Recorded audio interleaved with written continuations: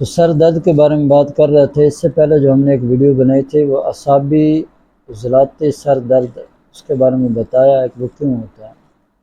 اب کچھ امراض اور بھی ہوتے ہیں، وہ بھی سر درد ہی ہوتا ہے، لیکن اس کا مزاج کچھ اور ہوتا ہے۔ وہ ہے جو عضلاتی تحریک میں سر درد ہونا۔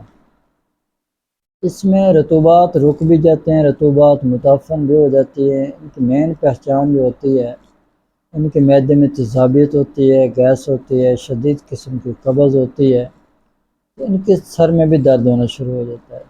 ان کا جو سر درد ہوتا ہے وہ زیادہ تر جو ہے پورے سر میں درد ہوتا ہے، یا یہ جو دماغ کے درمیان والا جو حصہ ہے یہاں پہ بڑا درد ہوتا ہے، یا بعض لوگوں کو پیچھے سر میں درد ہو رہا ہوتا ہے۔ اور یہ درد بھی دو قسم کا ہے، لیکن جس سر درد کی میں بات کر رہا ہوں یہ عضلاتی تحریک کا سر درد ہے۔ اس میں جو مریض ہیں وہ خشک چیزیں کھاتے ہیں، اور ان کے سر میں بعض دفعہ داڑھی میں سکری ہوتی ہے، خشکی ہوتی ہے، شدید قسم کی دائمی قبض ہوتی ہے، سخت قسم کی قبض ہوتی ہے، تو ان کے لیے یہ مسائل بن جاتے ہیں۔ گیس کی وجہ سے ان کو اکثر سر میں درد رہتا ہے۔ جو ان کو گیس ہوتی ہے ان کے سر میں درد ہونا شروع ہو جاتا ہے۔ اب اس کا کیا حل کرنا چاہیے؟ سب سے پہلے تو وہ غذائیں چھوڑ دیں جو متعفن بھی ہو رہی ہیں، جو گیس کا سبب بھی بن رہی ہیں، جو آپ کی قبض کا سبب بھی بن رہی ہیں، یہ خشک غذائیں ہوتی ہیں۔ اس میں زیادہ تر آپ دیکھیں گے یہ جو لوگ ہوتے ہیں چٹپٹی چیزیں کھاتے ہیں، پکوڑے کھاتے ہیں، سموسے کھاتے ہیں، برگر کھاتے ہیں، ٹکے کباب کھاتے ہیں، کٹے کی کڑھائی کھاتے ہیں، ہاں جی، چنے کھاتے ہیں، نان کا استعمال کرتے ہیں، ساری کی ساری چیزیں ان کی خشک ہوتی ہیں۔ سب سے پہلے یہ خشک چیزیں آپ بند کر دیں اور ایسی چیزیں استعمال کریں جو گرم تر بھی ہوں، تر گرم بھی ہوں، یا تھوڑی ہلکی گرم خشک بھی ہوں۔ جب اس طریقے سے آپ یہ چیزیں اب کھائیں گے تو انشاءاللہ تعالیٰ آپ کو بہت زیادہ فائدہ ہوگا۔ اب گرم تر کیا چیزیں ہیں؟ مثال کے طور پہ بکرے کا گوشت ہے، وہ آپ کدو میں، ٹنڈے میں، شلجم میں، گاجر میں شروع والا بنا کر وہ آپ استعمال کریں۔ کوشش کریں اس میں دیسی گھی ڈال لیں یا روغن زیتون ڈال کر وہ آپ استعمال کریں۔ یہ ثابت مونگ جو ہوتی ہے اس کے شوربے والا سالن بنا کر وہ استعمال کریں۔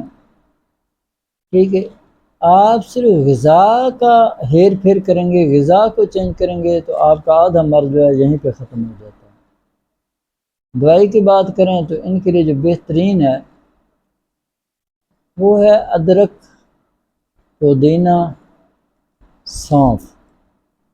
اس کے قہوہ بنا کر صبح و شام ایک ایک کپ آپ استعمال کریں۔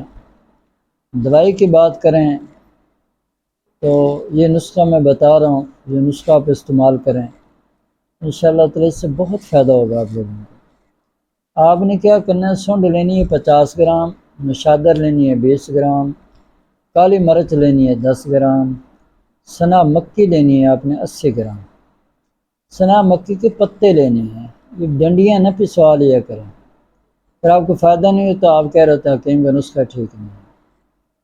تو بھائی پتیاں لینی ہیں اور کوشش کریں کہ سنا مکی جو یلو کلر کی ہوتی ہے وہ نہ لیں، سبز کلر کی، گرین کلر کی ہوتی ہے وہ ہوتی ہے بہترین قسم کی، وہ لیں آپ۔ اس کا جب آپ بریک پاؤڈر بنا لیں گے، اب آپ کی مرضی ہے کہ 1000 ملی گرام کے کیپسول بھر لیں، اور صبح دوپہر شام نیم گرم پانی سے استعمال کریں، یا آپ ½ ٹی اسپون صبح و شام کھانے کے 1 گھنٹہ بعد ہمارا نیم گرم پانی استعمال کریں تو انشاءاللہ تعالیٰ آپ کو بہت زیادہ فائدہ ہوگا۔ یہ جو خشکی کی وجہ سے، گیس کی وجہ سے، معدے میں تیزابیت گیس کی وجہ سے، شدید قبض کی وجہ سے جو آپ کے سر میں درد ہوتا ہے، یہ درد انشاءاللہ تعالیٰ ہمیشہ کے لیے ٹھیک ہو جائے گا۔ ٹھیک ہے، جو غذائیں بتائی ہیں یہی غذائیں استعمال کریں، جو قہوہ بتایا یہ قہوہ استعمال کریں، جو نسخہ بتایا یہ نسخہ آپ استعمال کریں، انشاءاللہ تعالیٰ آپ لوگوں کو بہت زیادہ فائدہ ہونے والا ہے۔ دیکھیے کرنا آپ کا کام ہے، شفا دینا اللہ تعالیٰ کا کام ہے۔ حکیم کے پاس شفا نہیں ہوتی، شفا اللہ کے پاس ہوتی ہے۔ حکیم صرف اپنے تجربات بتاتا ہے، جو اس نے ریسرچ کی ہوتی ہے، جو محنت کی ہوتی ہے، وہ آپ کو درست طریقے سے بتاتا ہے، ایمانداری کے ساتھ بتاتا ہے۔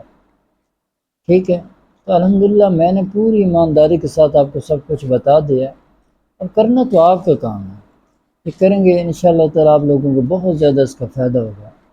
اس دعا کے ساتھ آپ سے اجازت چاہتا ہوں، اللہ کریم مجھے اور آپ کو، پوری دنیا کے تمام مسلمانوں کو صحت والی، سلامتی والی، عافیت والی، برکتوں والی، کامیابیوں والی لمبی زندگی عطا